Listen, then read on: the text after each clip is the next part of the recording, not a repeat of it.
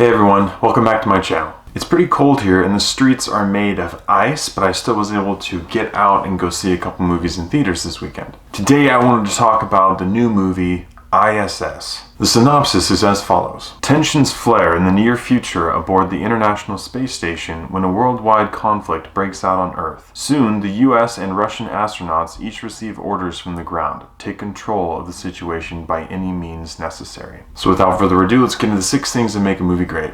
1.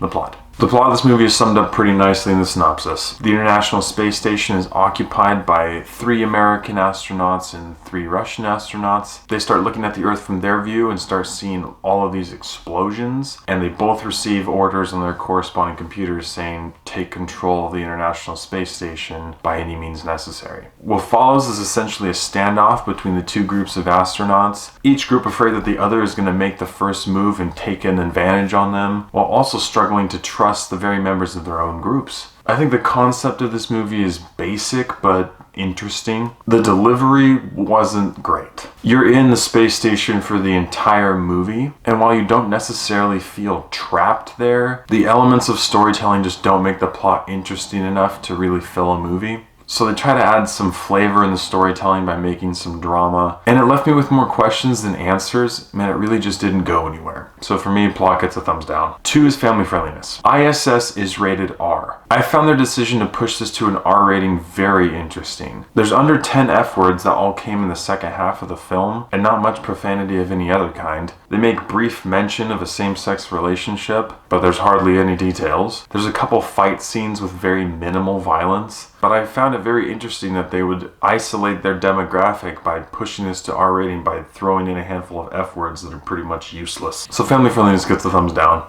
3 is acting and script. There's 6 actors in this movie and no performances to write home about. Half the actors did a decent job, the other half, meh.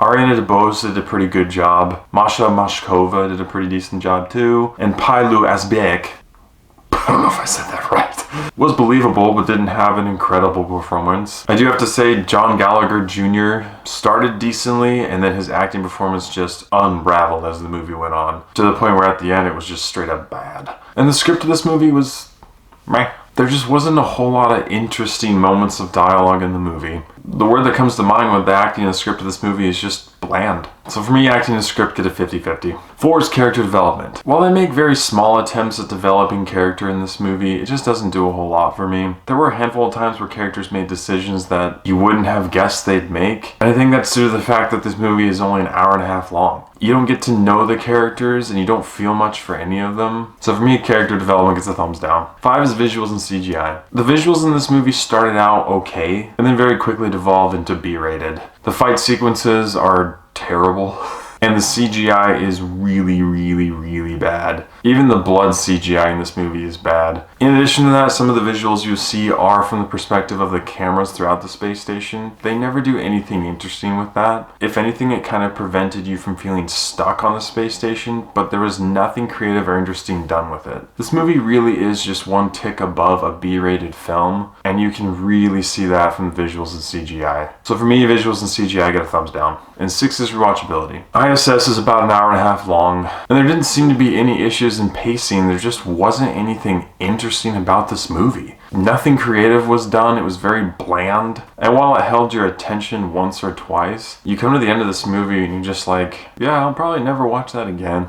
It wasn't terrible. They just didn't do much of anything in it. And when you've seen a lot of other very creative space movies, stuff like this falls really short. So for me, rewatchability gets a thumbs down. With all these areas considered, I have to give I.S.S. a 4 out of 10. The visuals and CGI were B-rated. Nothing creative was really done to make this movie more interesting. And what little they did to try to spice this movie up at times really didn't make sense. This really was a subpar space movie that was terribly uninteresting, and certainly not worth you going to the movie theater and spending $15 to see it. There's been a really bad streak of movies to start this year, but I'm really hoping in the coming weeks there'll be a good film here or there. Thank you so much for watching. If you've seen I.S.S., please let me know what you thought about it in the comments below. As always, I appreciate your love and support, and I'll catch you guys and gals in the next one.